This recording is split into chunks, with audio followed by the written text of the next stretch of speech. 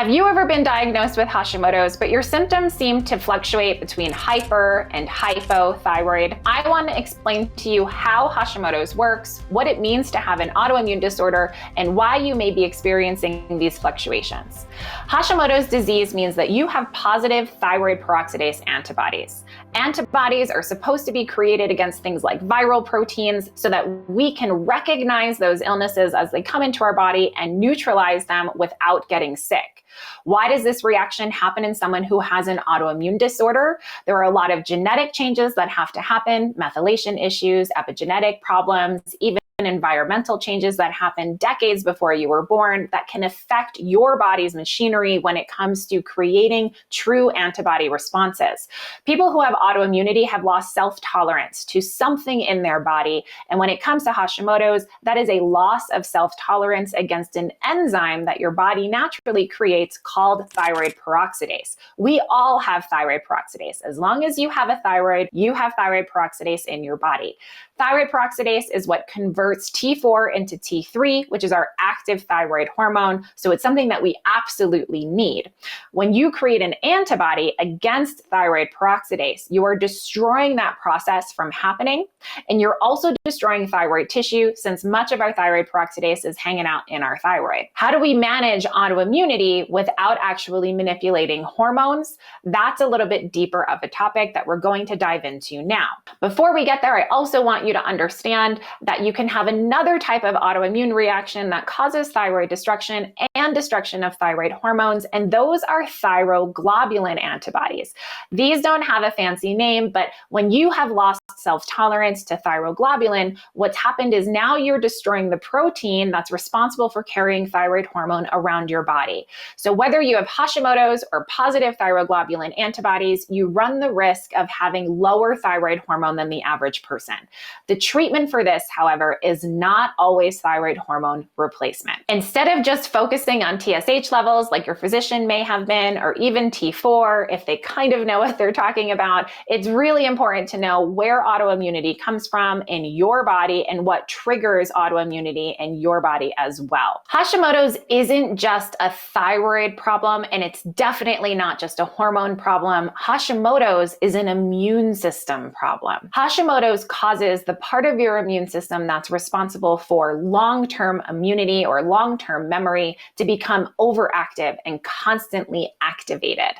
There are things that trigger this response to happen, and some of those things are going to be unique from person to person. I can tell you right now, the one substance that will always trigger an autoimmune response in someone who has positive thyroid peroxidase antibodies or Hashimoto's is going to be gluten. This happens because of cross-reactivity or molecular mimicry. So on a molecular level, gluten looks like thyroid peroxidase. So if your body is already creating an antibody response against thyroid peroxidase and then you consume gluten, your body thinks you just have tons and tons of extra thyroid peroxidase, and it's going to mount an even stronger autoimmune response against it. Well, what is this autoimmune response? How does it even work? The types of antibodies created against thyroid peroxidase are called IgG antibodies. We create about 4 different types of antibodies, but IgG antibodies are responsible for, like I had mentioned before, kind of the memory part of your immune system. IgG antibodies are the ones that are created when you get COVID, for example, and then for about 3 to 6 months following, your body remembers that virus and creates IgG antibodies against it, so that if you come in contact with it again, and it has to be the same virus, remember, viral illnesses will change their structure. So IgG antibodies are only going to recognize the exact illness that it came in contact with the first time. But once you have those antibodies, and like I said, they last for about 3 to 6 months in just a viral response, you can mount a response to neutralize that virus without actually getting sick. Well, with autoimmunity, your body is constantly creating IgG antibodies because you're never getting rid of thyroid peroxidase. Thyroid peroxidase is there all of the time. So your body is always going to be creating this antibody response against that enzyme. Well, think about how you feel when you get sick. Think about the response that your body mounts. You end up having very kind of viral-like symptoms. You might notice some fatigue, some joint pain, headaches, brain fog, muscle aches. Those types list of things are actually the most common symptoms that will plague someone who has autoimmunity, and that's because it's activating the exact same part of your immune system. There are things that can cause this to flare. So we've discussed gluten and molecular mimicry and how that can cause an exacerbation of this IgG response. Other things that can cause this would actually be caffeine. It tends to push that part of your immune system. Adrenal fatigue will cause this part of your immune system to reactivate. Chronic stress, GI disturbances like dysbiosis, leaky gut, malabsorption, and food intolerances, which are also IgG reactions. So what triggers Hashimoto's to begin with? I get this question really often, and I wish there was a straightforward answer, but to be honest, we're still kind of figuring it out. One of the theories behind where autoimmunity comes from, whether it's Hashimoto's or lupus or rheumatoid arthritis, is that some type of conformational change has happened in your DNA. Something has actually changed your genetics. This happens on what we call an epigenetic level. If you think of all of your genes, your nice, really long genome that we mapped out in like the early 2000s, there are light switches on top of every single one of those gene regions. That's what we call epigenetics. And what turns those light switches on or off is a process called methylation.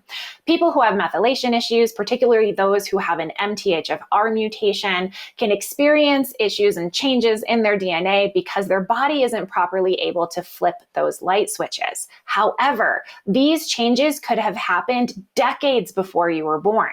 Epigenetics are affected by the conditions under which your mother was pregnant with you. She could have gone through major stressors, major traumas, drought, food insufficiencies, things like that, that put so much stress on her own DNA and her genetics that it actually caused a conformational change in you as well. These changes, once they happen, are relatively permanent. We are working on some therapies, some gene therapies when it comes to methylation, particularly when it comes to cancer. We've had some limited success. Of course, that requires funding and all of that jazz, but we do know that this plays a really big role in where autoimmunity comes from. Another place where autoimmunity comes from that we do have some pretty good research to back up, but again, it actually really just comes down to this genetic change at the end of the day, are viral illnesses, particularly things like Epstein-Barr. Epstein-Barr or mono is a really common viral illness that we get. COVID is starting to cause these changes as well, and even getting a vaccine can cause the exact same changes in your body. The reason for that is that viruses take over the nucleus of your cells and they actually change your DNA. So this is happening in real time. Many patients who have Hashimoto's actually have chronic viral illnesses that are causing these changes to occur, and they're causing their Hashimoto's to flare. Speaking of Hashimoto's, I've created a free guide that helps to guide you through proper thyroid testing and make sure that you're evaluated for autoimmunity. Go ahead and check the description out for some resources to download this free guide. How do we manage Hashimoto's naturally? Let's talk about things like chronic viral illnesses, since those can be the culprit when it comes to this chronic activation of your immune system. First and foremost, we have to reduce the viral load in your body.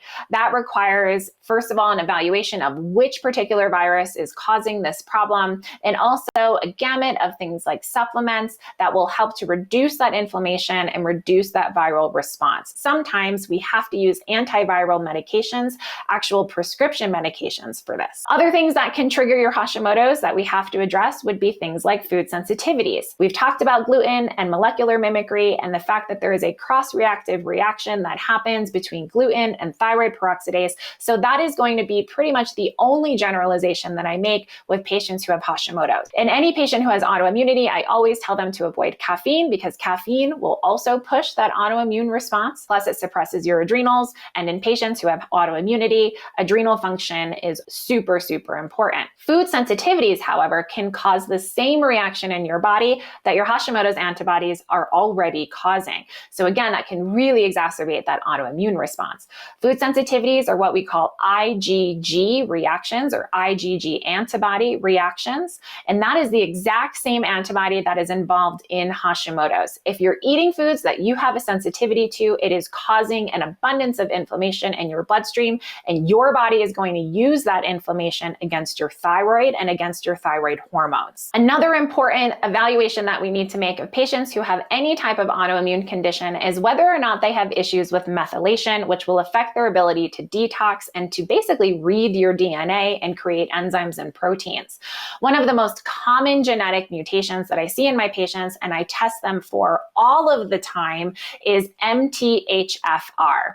MTHFR is a gene region and an enzyme that encodes for the enzyme that converts homocysteine into what we call methionine. Methionine is the amino acid that flicks the light switches on top of all of your gene regions. So we have to have enough methionine in order to do that. The nutrients that are most important for patients who have an MTHFR mutation are B vitamins. I like to give full spectrum B complexes, but they have to be methylated.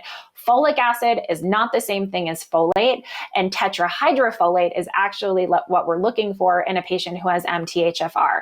So if you're taking a B complex and you're not sure if it's methylated or not, first and foremost, make sure that it says something like tetrahydrofolate or methylfolate. That's the most important B vitamin for a patient who has an MTHFR mutation. Adrenal balance is also paramount when it comes to managing an autoimmune disorder, because any type of adrenal stress will put extra stress on your immune system. Evaluating your adrenals includes things like looking at your blood sugar stability, looking at your cortisol levels, as well as looking at things like DHEA and testosterone, particularly for women because testosterone is an adrenal hormone.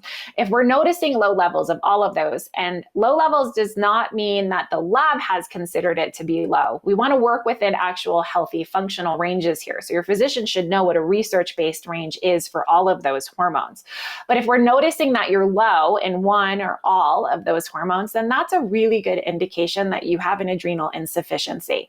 Adrenal insufficiency will keep your body in a chronic adrenaline response and sympathetic overload, which is fight or flight.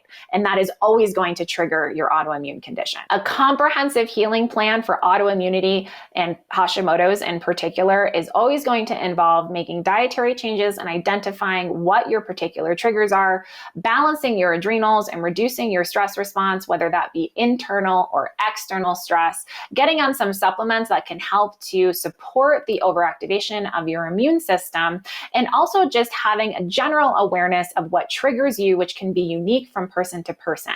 The more triggers we can identify, the more we can keep you in remission. A lot of people wonder, I have Hashimoto's, do I actually need to be on thyroid medication? And that honestly just depends on what we see in your blood work. If we're checking the entire feedback loop, if we're looking at TSH and we're looking at free T4 and total T3 and T3 uptake and reverse T3, and we've seen, okay, this person has enough thyroid destruction at this point, which won't grow back, that we have to go on a thyroid replacement, then absolutely. We want to get you on a bioidentical replacement as soon as possible because your thyroid hormones are responsible for cell metabolism of every cell, of every organ of your body. We want to make sure that you have adequate thyroid hormone, otherwise all of your other systems are going to suffer. If you don't have thyroid destruction as a result of your Hashimoto's, which many people don't, a lot of times we catch this early enough that we can help them without having to put them on a medication, then there is no reason why you have to go on something like Synthroid or levothyroxine. A lot of physicians just assume because you've been diagnosed with Hashimoto's that you have to go on some kind of hormone replacement. It's super, duper, duper important that we actually look at your hormones and at the feedback loop when we're evaluating whether someone has to be on a hormone replacement. In these cases, it's really important to work with a thyroid specialist who understands not only thyroid hormones, but also understands autoimmunity.